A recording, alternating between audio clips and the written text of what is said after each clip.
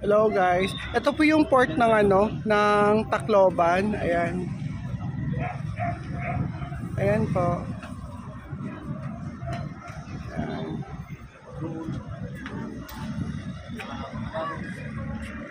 Ayan.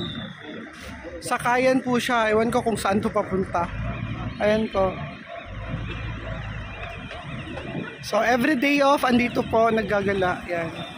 Ayan guys, dahil naka-day off ako ngayon, bumabalik ako dito sa kay ate, yung mga food niya, ang sasarap ng food niya.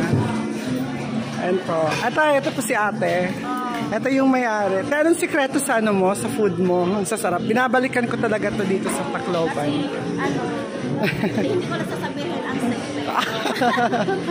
Okay, ayun po. Ito po, dito sila sa ito pong Milmars Eatery. Ayan. Ayan po. Ang sarap talaga. Ito ang pinakamasarap sa kanila, oh.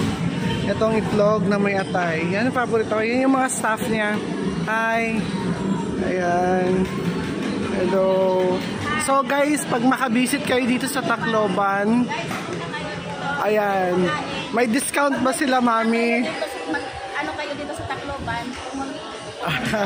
Ayan si mami. Ayan. Sige po.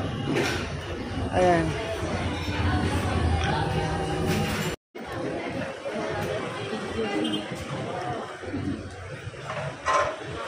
Ayan guys. Pasok tayo sa palengke nila.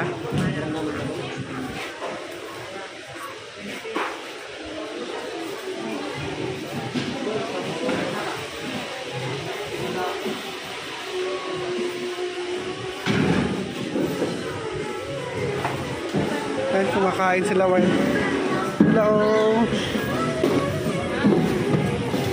Salamat.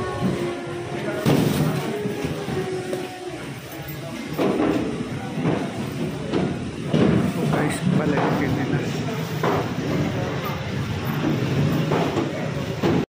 So dito na nga guys, babalik ako sa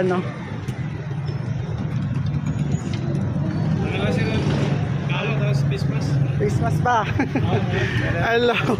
Ayun yung requirements nila. Oh, ayan. So, okay na. Binabalikan ko yung sinangla ko dito. Ay, hello. Sinangla ka? Oy, joke. Wala hindi. Akala ko sinangla ka. Ayan po yung mga gandang tindera dito. Ayun. Ito yun. Napakamura ng mga lahas dito. Ayan.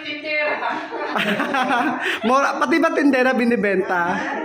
Ayan. Ayan. May kasi may nili-away ako dito. Para may remembrance ako sa Tacloban. Ayan.